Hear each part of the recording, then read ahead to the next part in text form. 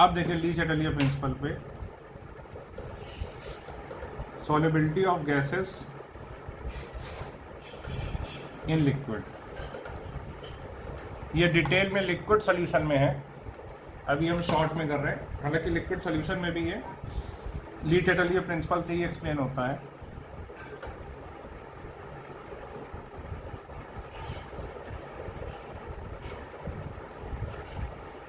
देखिए CO2 gas plus water gives aqueous, इसको हम क्या बोलेंगे, अनडिजॉल्व्ड गैस, इसको हम क्या बोलेंगे, डिजॉल्व्ड गैस, इसको बोलेंगे अनडिजॉल्व्ड गैस, इसको बोलेंगे डिजॉल्व्ड गैस। ठीक है,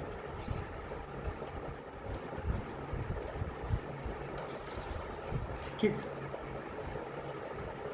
CO2 एक्वस फॉर्म में, CO2 गैसियस फॉर्म में। ठीक, ये क्या है, अनडिजॉल्व्ड,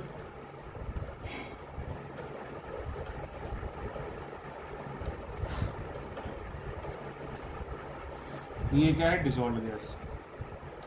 ठीक, तो पहला देखो,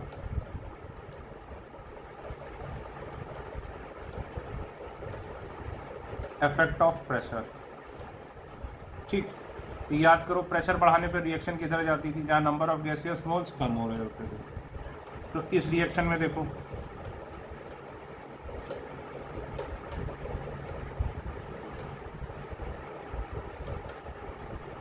यहाँ पर एक गैसियस मोल है, यहाँ पर क्या है, 0 गैसियस मोल।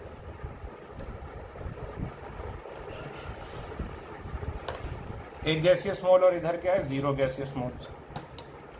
ठीक, तो इस केस में बताओ ना, प्रेशर बढ़ाने पर रिएक्शन किधर जाएगी, फॉरवर्ड, इधर गैसियस मोल कम हो रहे हैं, यानी more CO2 will dissolve in water, यानी more gas will dissolve in water, लिख लो, more gas will dissolve in water.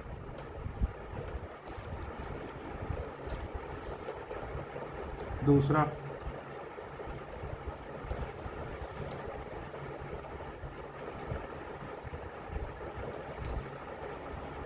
Effect of temperature.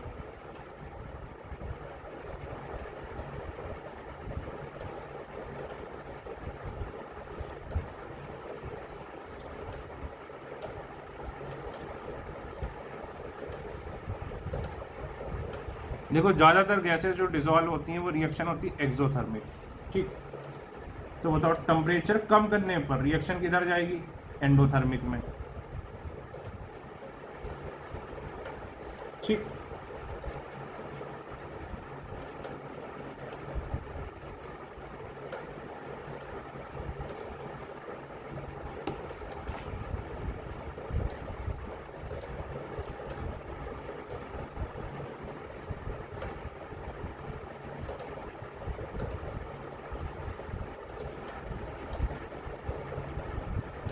देखो टेम्परेचर बढ़ाने पर रिएक्शन किधर जाती है, एंडोथर्मिक डायरेक्शन में।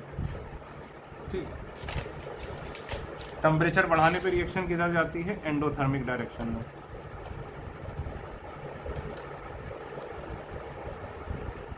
एंडोथर्मिक डायरेक्शन में यानी बैकवर्ड, यानी less CO2 will be dissolved.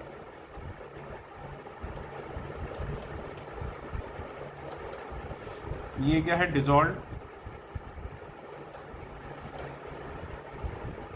ये क्या है, अनडिजॉल्व्ड। ठीक, और टेम्परेचर कम करने पर किधर जाएगी, एक्सोथर्मिक, यानी more CO2 will be dissolved. ठीक है, more CO2 will be dissolved.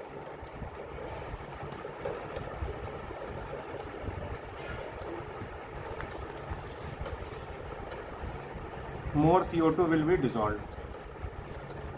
ठीक, इसीलिए देखो इसका क्या मतलब हुआ कि जब ठंडा है तो ज़्यादा डिजॉल्व होगा। ठीक है ना, ठंडे में ज़्यादा गैस डिजॉल्व होगी और गर्म में, जैसे कि कोल्ड ड्रिंक में होता है। भाई कोल्ड ड्रिंक ठंडी अच्छी लगती है, कोल्ड ड्रिंक ठंडी क्यों अच्छी लगती है, क्योंकि ज़्यादा उसमें ये कोल्ड ड्रिंक होती क्या है, कार्बोनेटेड वाटर वाटर में एक्वस CO मतलब वाटर में CO2 होती है, तो इसीलिए जब ठंडी होती है तो क्या होता है, पानी में ज़्यादा CO2 डिजॉल्व हो जाती है। जब ठंडी होती है तब क्या होता है, पानी में ज़्यादा CO2 डिजॉल्व हो जाती है। More CO2 is dissolve in water. ठीक है, तो टेम्परेचर कम होने पर क्या है, एक्सोथर्मिक डायरेक्शन, यानी more CO2 will be dissolve. अब देखो कोल्ड ड्रिंक का केस,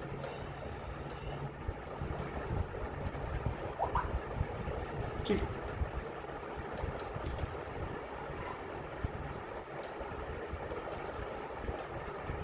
ठीक, ये देखो, ये डिजॉल्व CO2 है,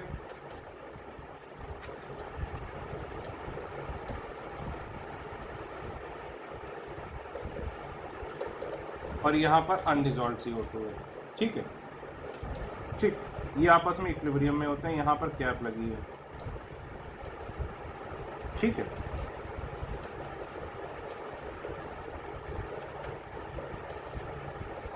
ठीक, तो अब जब ये कैप रिमूव कर दोगे तो क्या होगा, ये CO2 बाहर चली जाएगी, ये CO2 बाहर चली जाएगी। तो खुद देखो फिर से,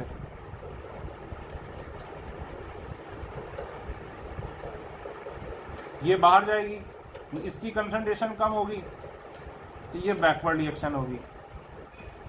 ये क्या है, डिजॉल्व्ड गैस, तो ये कम होगी तो डिजॉल्व्ड गैस भी क्या हो जाएगी, कम हो जाएगी। तो लिखो कि when cold drink bottle is open, when cold drink bottle is open,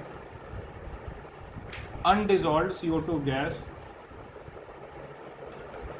undissolved CO2 gas escapes into the atmosphere, escapes into the atmosphere.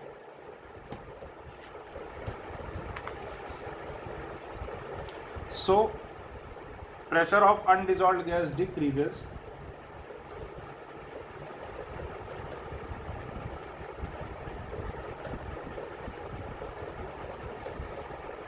so pressure of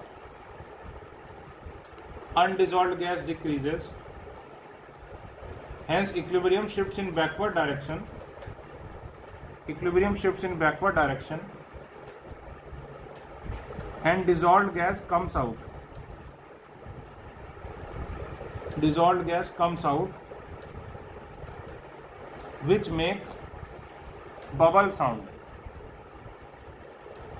which is known as brisk effervescence। भाई आपको पता है जो आवाज होती है CO2 निकलने की कोल्ड ड्रिंक में, ठीक है, which is known as brisk effervescence. तो देखो हम सीधे सीधे क्या बोल सकते हैं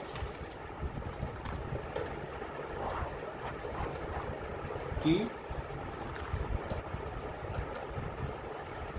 solubility of gas directly proportional है किसके, प्रेशर के, और इनवर्सली प्रोपोर्शनल है टेम्परेचर के। ये किसका प्रेशर है, अनडिजॉल्व्ड गैस का।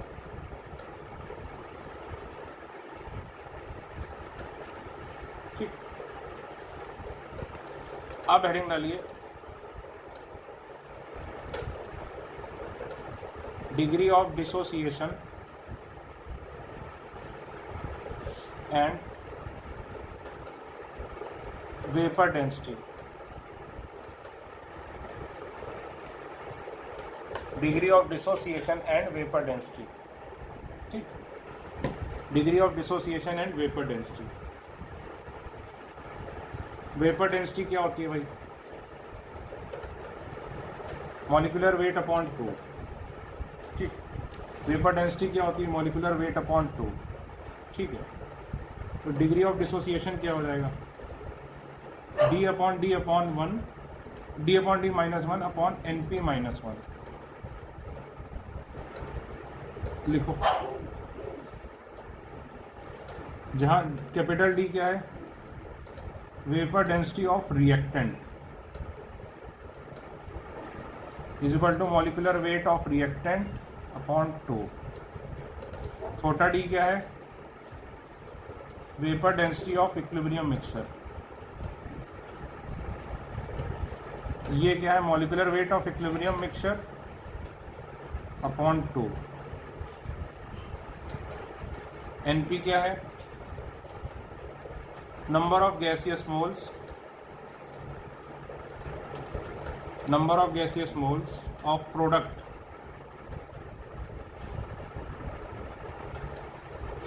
obtained from 1 mole of reactant. Number of gaseous moles of product obtained from 1 mole of reactant.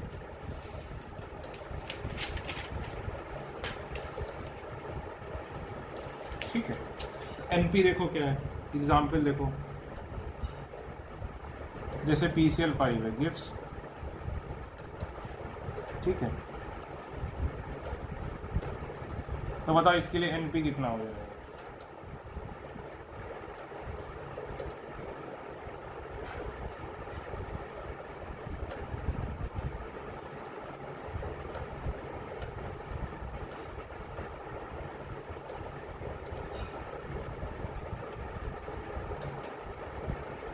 इसके एक से इसके कितने गैसियस मिल रहे हैं? तो देखो इसका एक है, इसके 2 गैसियस हैं, तो एनपी हो गया 2। इसके 2 हैं तो 1 मिल रहा है, तो इसके 1 से कितना मिलेगा? ये आधा। इसके 2 गैसियस हैं तो 1 गैसियस मिल रहा है, तो इसके 1 गैसियस से कितना मिलेगा? आधा। इसके 2 गैसियस हैं तो कितने मिल रहे हैं? 2 + 1 3। तो 1 गैसियस से कितने मिलेंगे? 3/2।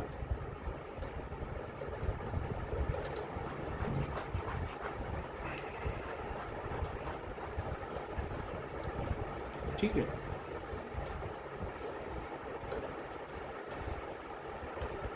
क्वेश्चन,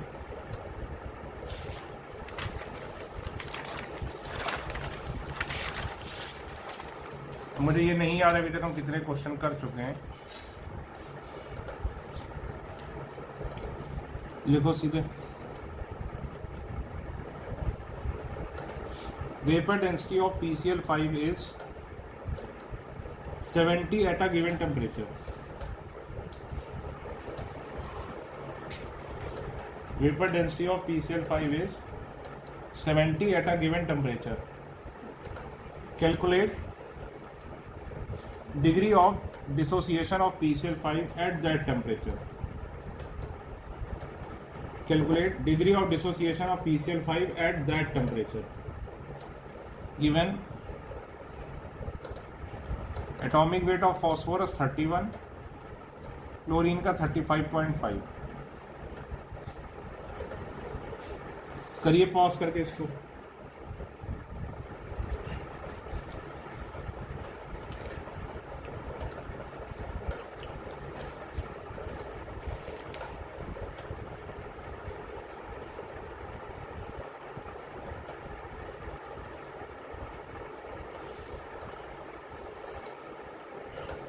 देखो ये देगा एनपी कितना हो गया इसमें 2। अब बताओ कैपिटल डी क्या होगा? Molecular weight of reactant upon 2। तो PCl5 का मॉलिक्यूलर वेट कितना हुआ? 208.5 बाई 31 प्लस 35.5 इंटू 5 अपॉन 2। ये हो गया 104.25। ठीक है, ठीक। छोटा डी दिया है कि कितनी है? 70। अल्फा निकालना है, तो अल्फा क्या होता है? D/D-1 upon NP-1। तो D/D यानी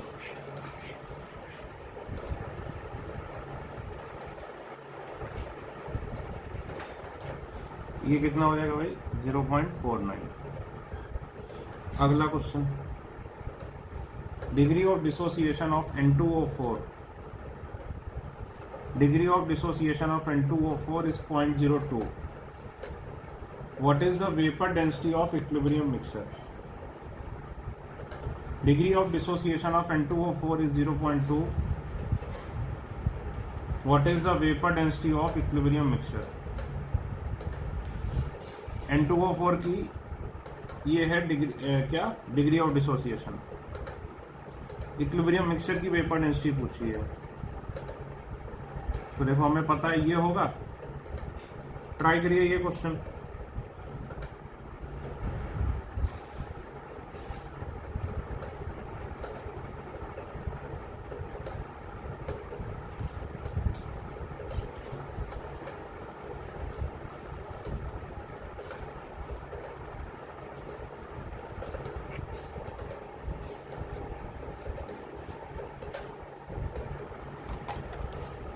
तो देखो भाई, कैपिटल डी क्या होगा, molecular weight of reactant upon 2। तो मॉलिक्यूलर वेट ऑफ रिएक्टेंट इसका कितना है भाई, 92, 46। तो अल्फा क्या होता है, डी अपॉन डी -1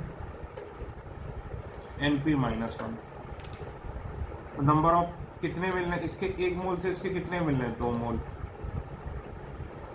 तो 0.2 D upon D -1 upon NP कितना है, 2 -1। तो 46 अपॉन डी -1। तो 46 upon D is equal to 1.2। तो डी कितना हो गया, 46 अपॉन 1.2, अप्रॉक्सीमेटली 38.33। ठीक है।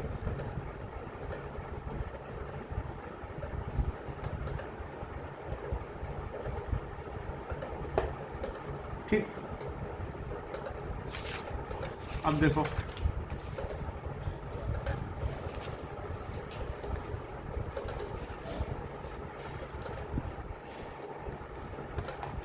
Reaction coefficient Q।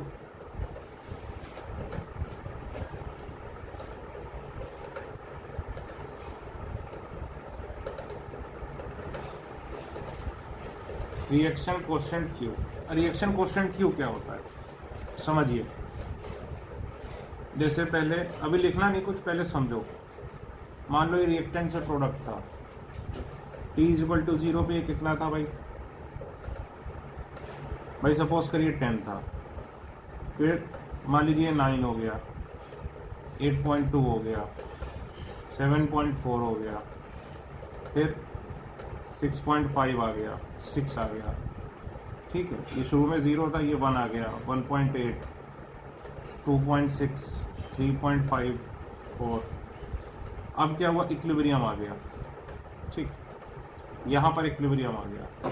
ठीक है, तो तुम जो के इक्विलिब्रियम लिखते हो,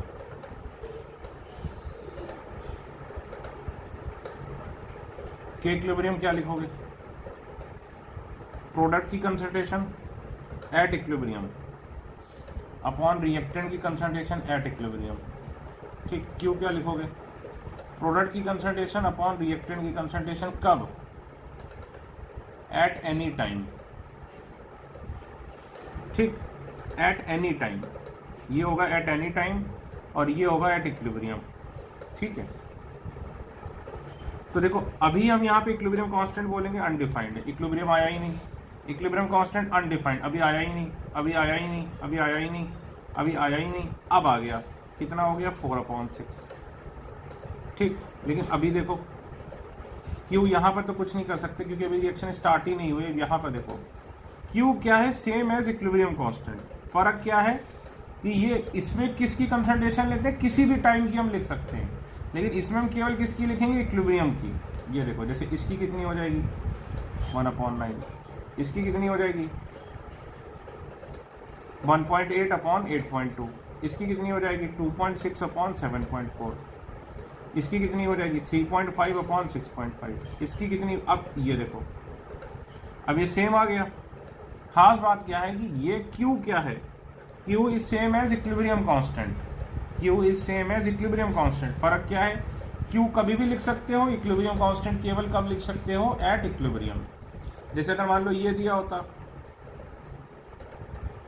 इसका K इक्विलिब्रियम क्या लिखते, B की कंसंट्रेशन की पावर 3, लेकिन इसमें कंसंट्रेशन क्या लिखते, एट इक्विलिब्रियम। कंसंट्रेशन क्या लिखते हैं, एट इक्विलिब्रियम। क्यू क्या लिखोगे, बी की कंसंट्रेशन का क्यूब अपॉन ए की कंसंट्रेशन का स्क्वायर, लेकिन कब, एट एनी टाइम। ये कब लिखोगे, एट एनी टाइम।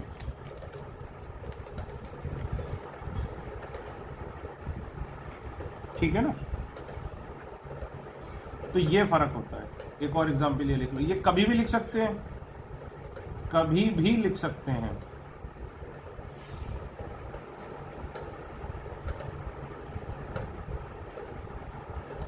और ये ओनली एट इक्विलिब्रियम। लिखो लिखो, reaction coefficient is same as K equilibrium. Reaction quotient is same as K equilibrium. The only difference is that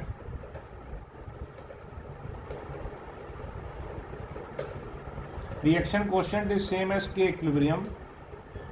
The only difference is that in K equilibrium, concentration at equilibrium is used. Only difference is that in K equilibrium, concentration at equilibrium is used, while in reaction quotient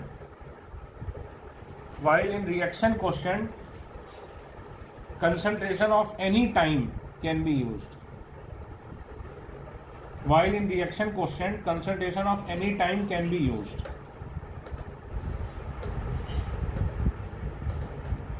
ठीक है, लिख लीजिए ये सब।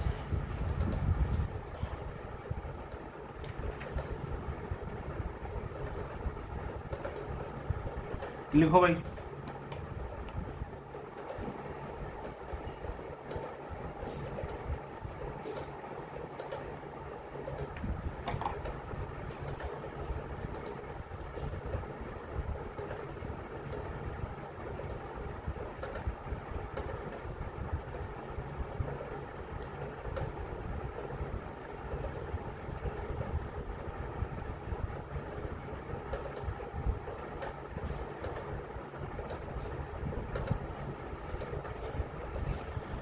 अब देखिए, मान लीजिए रिएक्टेंट से प्रोडक्ट बनना है, समझना आप।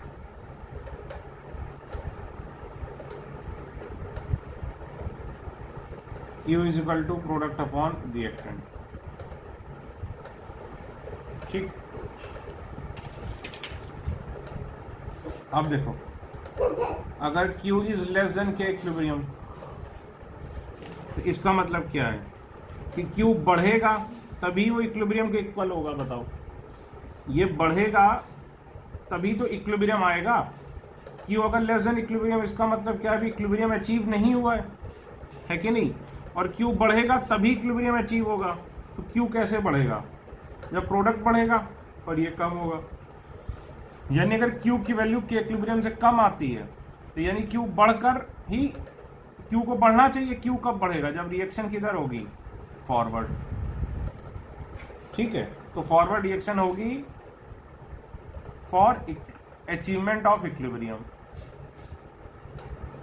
अभी इक्विलिब्रियम अचीव नहीं हुआ है, फॉरवर्ड रिएक्शन होनी चाहिए। अगर इक्विलिब्रियम आ गया, इसका मतलब क्या हुआ कि भाई इक्विलिब्रियम हैज बीन अचीव्ड।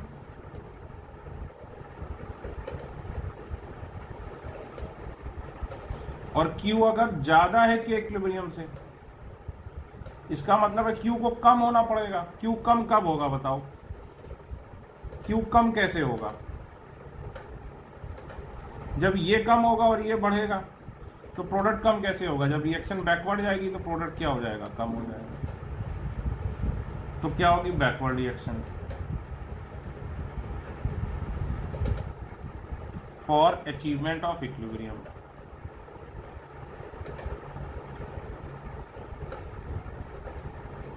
तो ये लिख लो कि Q अगर कम है तो Q को बढ़ना चाहिए। बढ़ेगा कैसे, जब प्रोडक्ट बढ़ेगा। प्रोडक्ट कब बढ़ेगा, जब फॉरवर्ड रिएक्शन होगी।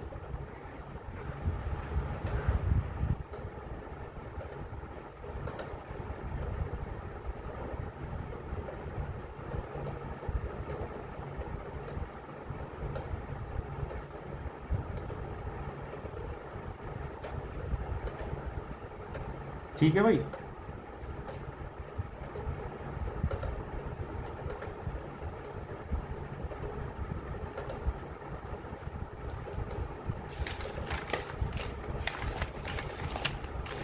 क्वेश्चन करते हैं।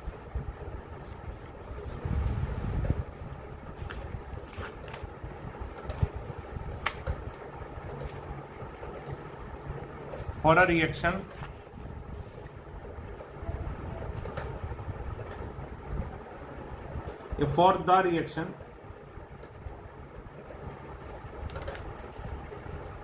for the reaction N2 plus H2 gives 2 ammonia. The pressure of nitrogen, hydrogen and ammonia. The pressure of nitrogen, hydrogen and ammonia are 3, 1 and 2 atm respectively.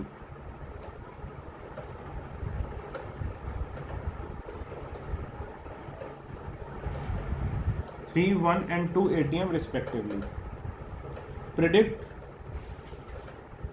whether the reaction is at equilibrium or not.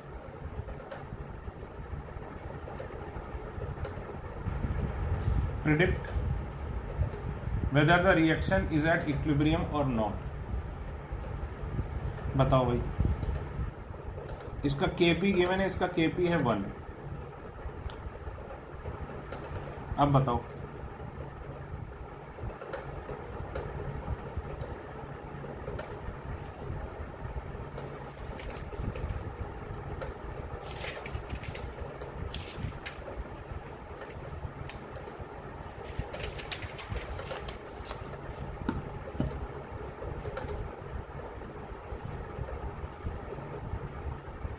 तो देखो कैसे निकालेंगे, Q निकालो।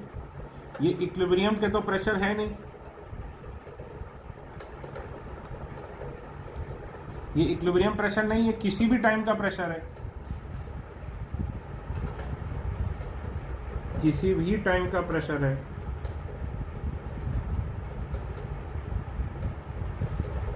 तो क्या करो, इसमें Q define करो। क्यू क्या होगा बताओ, अमोनिया का स्क्वायर अपॉन N2 की पावर 1 S2 की पावर 3। ठीक, अमोनिया कितना है भाई 2 atm, उसका स्क्वायर अपॉन नाइट्रोजन कितना है 3 इंटू हाइड्रोजन कितना है 1, तो ये आ गया 4/3। तो Q आ गया 4/3, यानी ग्रेटर देन Kp आ गया।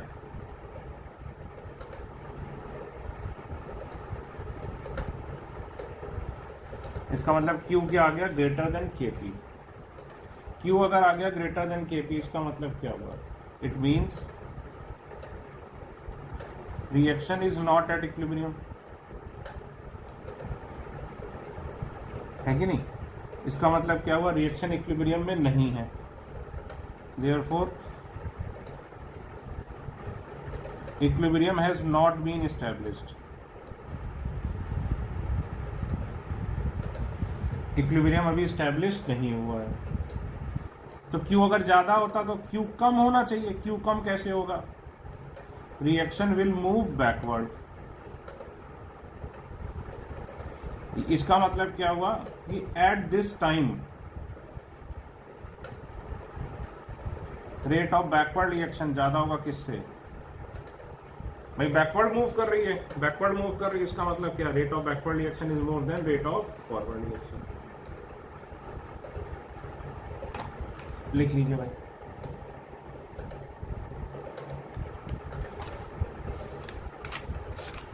अब देखिए, हम इक्विलिब्रियम की सबसे टफ चीज करने जा रहे हैं। ये टफ इसलिए क्योंकि इसमें दो, और बहुत इंपॉर्टेंट है ये टफ इसलिए क्योंकि इसमें 2 चैप्टर मिक्स हो जाते हैं, एक ये और एक थर्मोडायनेमिक्स, थर्मोकेमिस्ट्री नहीं, एक ये और एक थर्मोडायनेमिक्स। तो हेडिंग डालिए थर्मोडायनेमिक्स ऑफ, रुको रुको रुको, पहले इसकी एक और चीज छोटी सी करते हैं। लेकिन थर्मोडायनेमिक्स की हेडिंग डालनी पड़ेगी। हेडिंग डालो, अच्छा डालो, thermodynamics of chemical equilibrium. Very important for NEET, very important for JEE, extremely important for advance. Very important for NEET, very important for JEE Mains, extremely important for क्या बोलते हैं, advance. Thermodynamics of chemical equilibrium, ये लिख लो, it will be more clear after study thermodynamics.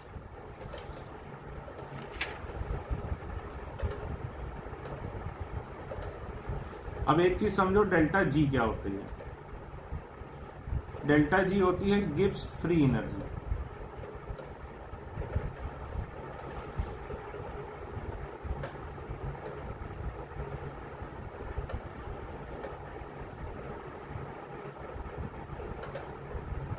Delta G क्या होता है, Gibbs free energy, ठीक है ना। डेल्टा जी क्या होता है बेटा, Gibbs free energy. Gibbs free energy का मतलब क्या है, गिब्स फ्री एनर्जी का मतलब है कि useful work, maximum useful work that can be obtained from a system. मतलब एक सिस्टम से आप मैक्सिमम कितना वर्क एक्सट्रैक्ट कर सकते हो, यही क्या है, गिब्स फ्री एनर्जी। मैक्सिमम कितना वर्क तुम एक्सट्रैक्ट कर सकते हो किसी सिस्टम से, कितना वर्क निकाल सकते हो, यही क्या है, गिब्स फ्री एनर्जी, ठीक। डेल्टा जी नॉट क्या है, standard Gibbs free energy. Standard आपको पता ही है, ठीक है। स्टैंडर्ड स्टेट में, स्टैंडर्ड स्टेट क्या होती है, 1 atm pressure, 25 degree Celsius temperature, ठीक है। अब एक चीज होती है डेल्टा एस, जिसको बोलते हैं एंट्रोपी। ये क्या होती है, मेजरमेंट ऑफ रैंडमनेस।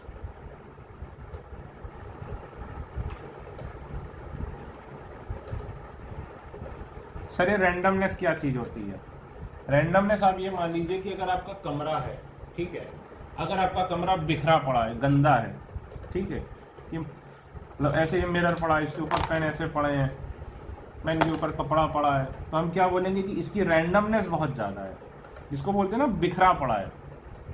और इसको अगर कायदे से लगा दो, हर चीज़ अपनी अपनी जगह रख दो एकदम ऑर्डर्ड मैनर में, ये देखो, तो हम क्या बोलेंगे कि इट इज़ ऑर्डर्ड। तो ये क्या है, रैंडम। तो ये जितनी ज़्यादा कमरा बिखरा होगा, यानी उस कमरे की एंट्रोपी उतनी ही ज़्यादा होगी। तो ये दो वर्ड अभी आप जान लीजिए। और आप क्या जान लीजिए, ln x क्या होता है, log बेस एक्स ई। इसको क्या लिख सकते हैं, 2.303 log बेस 10x, ठीक, ठीक है भाई, ये लिख सकते हैं। इक्विलिब्रियम पे क्या होता है, अब देखना, यहां से ये नीट में 2 बार आया है। इक्विलिब्रियम वो चीज होती है जहां डेल्टा जी 0 हो जाता है, यही डेफिनेशन होती है इक्विलिब्रियम की। लेकिन अब देखो डेल्टा जी 0 हो गया, ठीक। अब देखिए एक और, पहले इक्विलिब्रियम पे आते हैं, पहले एक देखो इक्वेशन, डेल्टा जी क्या होती है, delta G naught plus 2.303 RT log Q।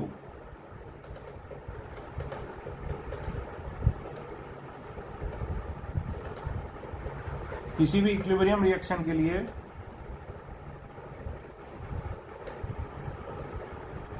Delta G is equal to delta G naught plus 2.303 RT log Q, ठीक है। अब देखो एट इक्विलिब्रियम क्या होता है, डेल्टा जी 0 हो जाता है,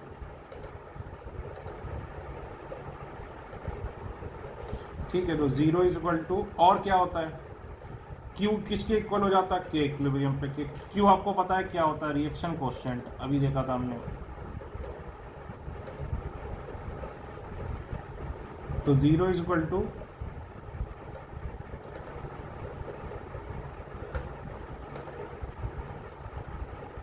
ये, तो डेल्टा जी नॉट कितना हो जाता है, minus 2.303 RT log K equilibrium. ठीक, ये फॉर्मूला भी आ चुका है एग्जाम में। ठीक है,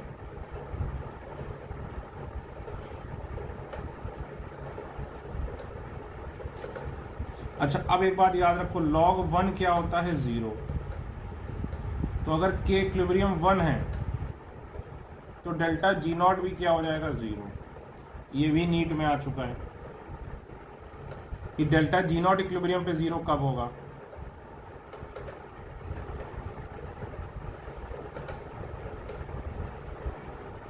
ठीक है, ये भी आ चुका है आपका नीट में। ठीक है भाई, अब एक फॉर्मूला और, delta G is equal to delta H minus T delta S. ये आपको लर्न करना है, ये भी आपको लर्न करना है। ठीक है, लिखिए इसको।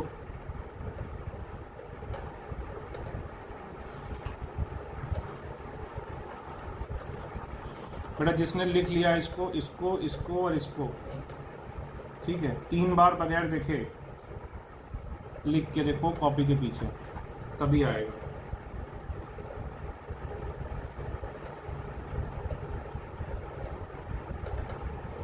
तीन बार कॉपी के पीछे लिख के देखो।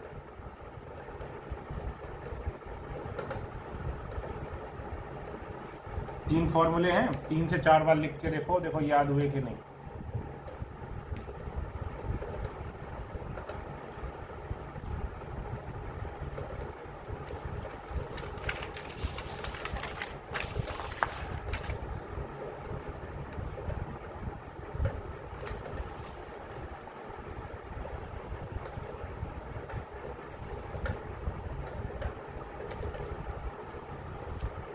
अब देखो हमारे सामने क्या थे।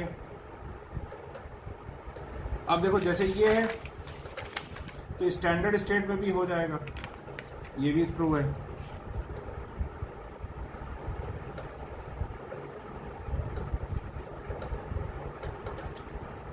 ये देखो,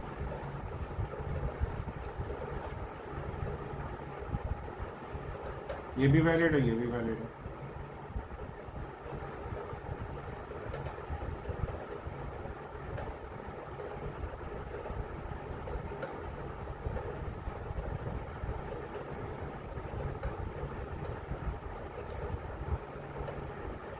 ठीक है,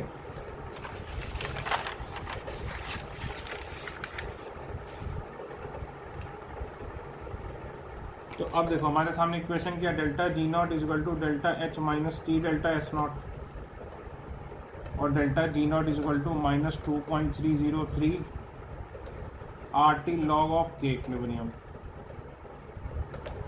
तो from these equation delta G की वैल्यू इसमें रखो तो क्या हो जाएगा, minus 2.303 RT log K equilibrium is equal to delta H naught minus T delta S naught. इससे डिवाइड कर दो तो log K equilibrium is equal to minus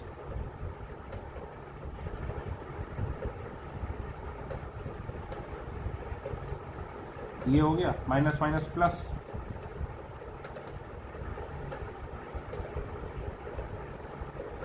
देखो टी से टी कट गया, ये आएगा कि नहीं पहले ये देखो, खुद इसको इधर ले जाके देखो ये आ रहा है कि नहीं, ट्राई करो।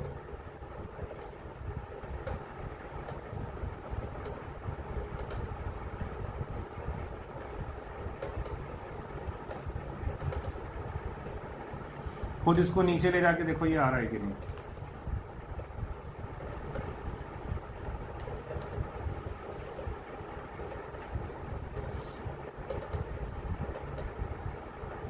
ठीक है,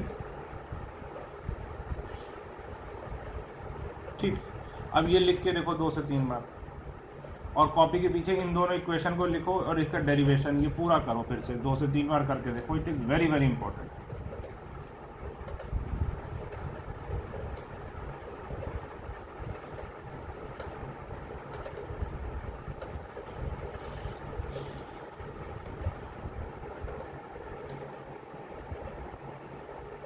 ठीक है।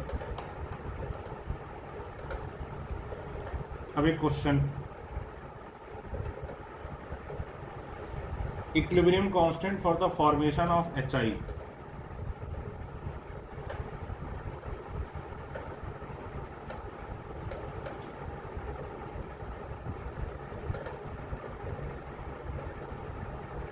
equilibrium constant for the formation of HI, S2 gaseous plus I2 gaseous gives 2HI, can be expressed as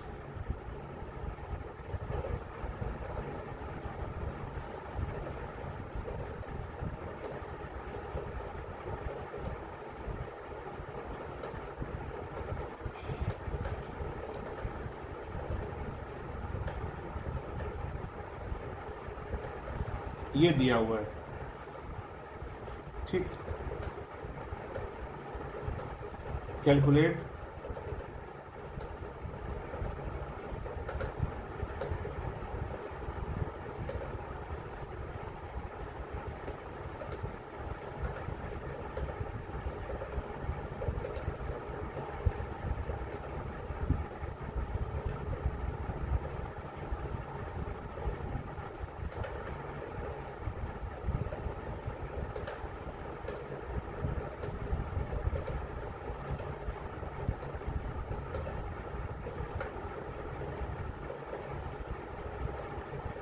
बताओ भाई। तो देखिए इस प्रकार के सवाल को करते कैसे, ये इंपॉर्टेंट है बेटा नीट के लिए भी। हालांकि ये सवाल में कैलकुलेशन बड़ा है थोड़ा सा, लेकिन जो असली एग्जाम में आएगा वो क्या होगा, उसका कैलकुलेशन छोटा होगा। जब ऐसे हो तो इसको कंपेयर करते हैं, comparing.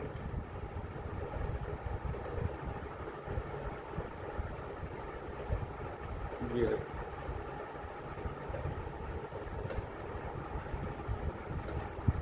Plus delta S naught upon 2.303 R.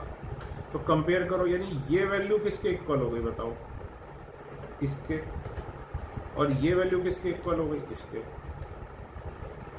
तो यानी minus delta H naught upon 2.303 R is equal to 277.5 और delta H naught upon 2.303 R is equal to 0.381, ठीक। तो डेल्टा एच नॉट कितना हो गया बताओ, माइनस 277.5 इंटू 2.303, और जूल में निकालना है तो 8.314 जूल्स। ये हो गया डेल्टा एच नॉट।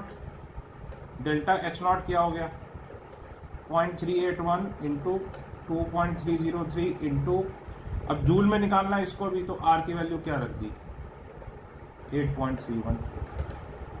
तो देखो ये आ गया, ये आ गया। और डेल्टा जी निकालना है तो डेल्टा जी क्या होगा, ये आ चुका है, ये आ चुका है, ये गिवन है 500। समझे ना। तो इस प्रकार का क्वेश्चन ऐसे करते हैं। इसमें टफ क्या लगता है बच्चे को, ये जो जितनी इक्वेशंस हैं, इसीलिए मैं आपको बोल रहा हूँ ये जितनी इक्वेशंस मैंने बताई इसको 3 से 4 बार लिख लीजिए, ये बहुत ज़्यादा इंपॉर्टेंट है, बहुत ज़्यादा इंपॉर्टेंट है,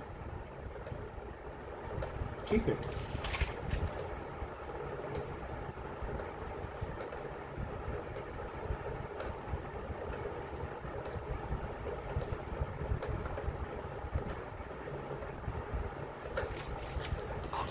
ठीक है। अब देखो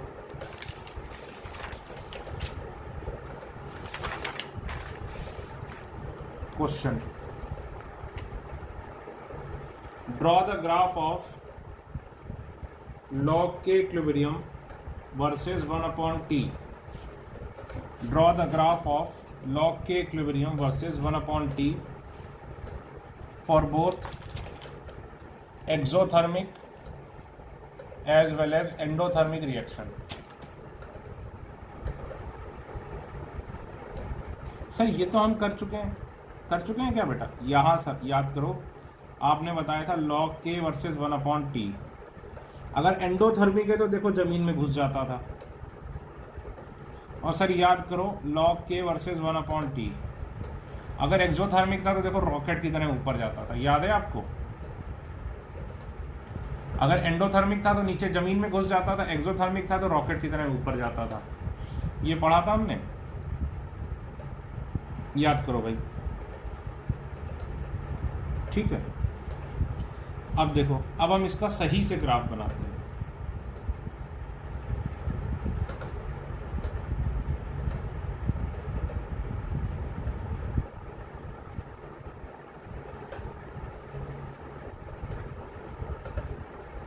ये इक्वेशन है, पहले याद करो y equal to M X plus C का ग्राफ कैसे बनता था। इस तरीके से ये वैल्यू क्या होती थी, इसलिए ये कब बनता था, जब स्लोप पॉजिटिव होती थी।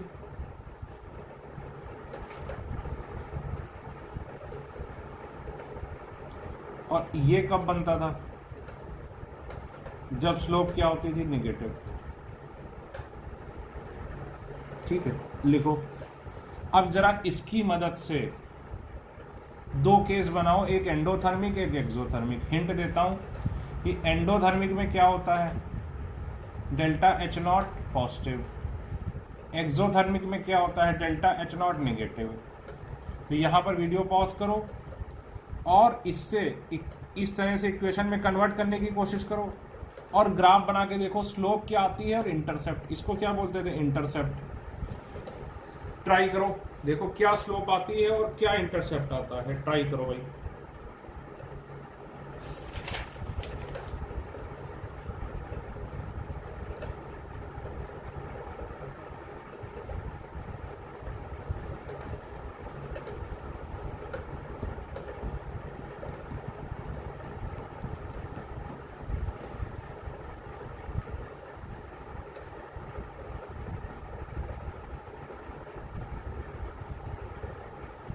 तो देखो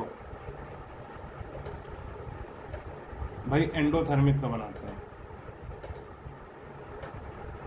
एंडोथर्मिक में डेल्टा एच पॉजिटिव होगा, तो बताओ minus delta H naught upon 2.303 R. ये पॉजिटिव है तो निगेटिव इंटू पॉजिटिव क्या हो जाएगा, निगेटिव। तो खुद बताओ, कंपेयर करो, ये हो जाएगा एम। बताओ भाई, ये m हो गया और ये क्या हो गया, c। ये क्या हो गया, x, और ये क्या हो गया, देखो भाई। तो देखो ग्राफ कैसा बन जाएगा, स्लोप नेगेटिव आ गई, ये क्या थी, स्लोप। तो देखो ये ऐसा बनेगा नेगेटिव स्लोप का। स्लोप कितनी है, minus delta H naught upon 2.303 R. ये इंटरसेप्ट कितना है बताओ, delta S naught upon 2.303 R. यहां पर क्या है, लॉग के इक्विलिब्रियम। यहां पर क्या है, 1/t। हो गया एंडोथर्मिक। चलो अब एक्सोथर्मिक ट्राई करो, देखो एक्सोथर्मिक का ये कर पा रहे हो कि नहीं।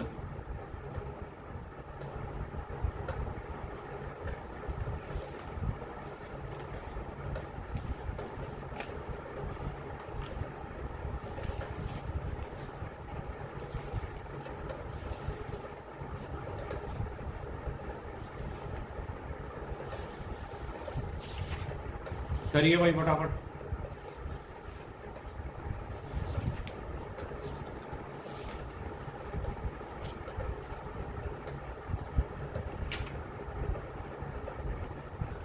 देखो एक्सोथर्मिक में डेल्टा एच नॉट क्या होगा, नेगेटिव। तो minus of delta H naught upon 2.303 R. ये नेगेटिव है तो नेगेटिव नेगेटिव क्या हो जाएगा, पॉजिटिव। ठीक, यानी स्लोप क्या हो जाएगी, पॉजिटिव।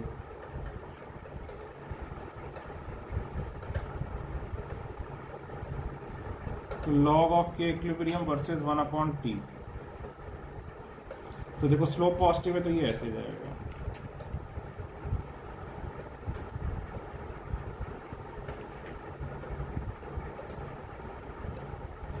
ठीक है, इसकी स्लोप कितनी हो जाएगी, minus delta H naught upon 2.303 are.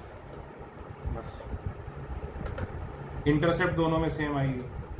Slope भी सेम है, बस इसकी स्लोप डाउनवर्ड्स है और इसकी slope upwards.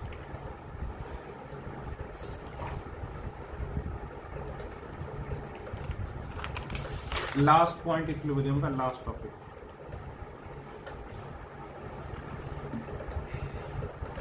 Equilibrium constant at two different temperature. Equilibrium constant at two different temperature. Suppose करिए T1 टेम्परेचर पे इक्विलिब्रियम कांस्टेंट है K1 और T2 टेम्परेचर पर इक्विलिब्रियम कांस्टेंट है K2। ठीक, डेल्टा H और डेल्टा S ये हम क्या मान के चलते हैं कि दे does not depend upon temperature.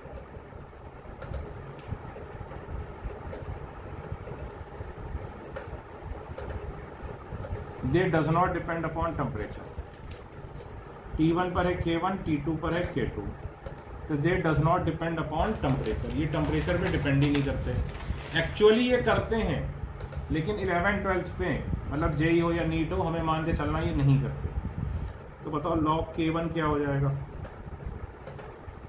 Delta H not upon 2.303 R 1 upon T1 plus delta S not upon 2.303 R। log K2 क्या हो जाएगा? Minus delta H not upon 2.303 R 1 upon T2 plus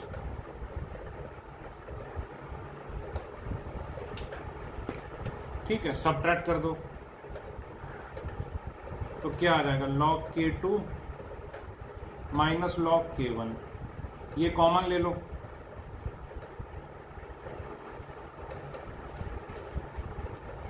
अंदर क्या आ जाएगा? 1 upon T2 minus 1 upon T1, ये cut जाएगा। तो log x minus log y क्या होता है? log x upon y, minus अंदर भेज दो।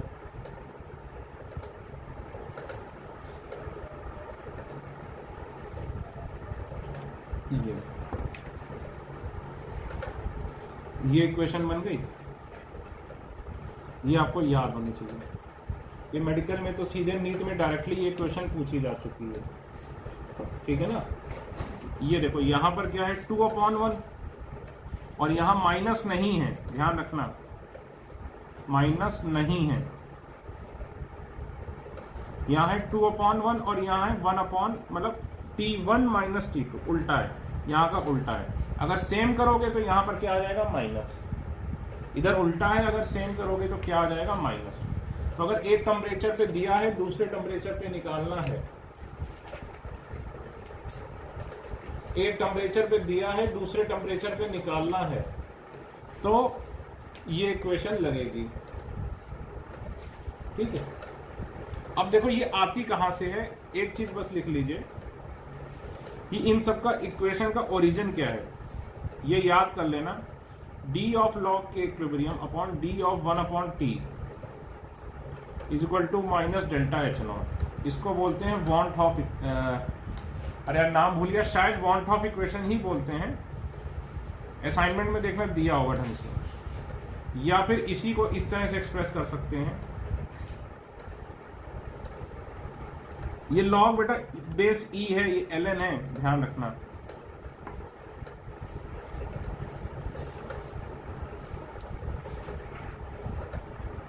तो ये आपको रटनी है,